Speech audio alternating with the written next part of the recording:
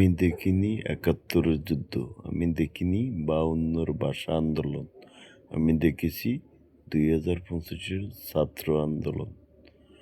আমি দেখিনি ৭১-এর যুদ্ধ, আমি দেখিনি ৫২-র ভাষা আন্দোলন। আমি শুনেছি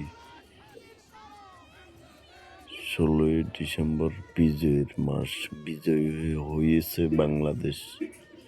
এটাই সত্য, এটাই বাস্তব। হাজারো লাখো শহীদের রক্তের বিনিময়ে আমরা পেয়েছি বাংলাদেশ স্বাধীনতা, বাংলা ভাষা। সকল শহীদের আত্মার মাগফিরাত কামনা করি। সকল শহীদের প্রতি ভালোবাসা, শ্রদ্ধা সবসময় থাকবো পুরা বাংলাদেশের মানুষের আজীবন। তো সবাই ভালো থাকবেন, সুস্থ থাকবেন। একজন আরেকজনের ভিডিওতে লাইক, কমেন্ট, শেয়ার করে দিবেন। ভিডিওটা ভালো লাগলে শেয়ার করে দিবেন।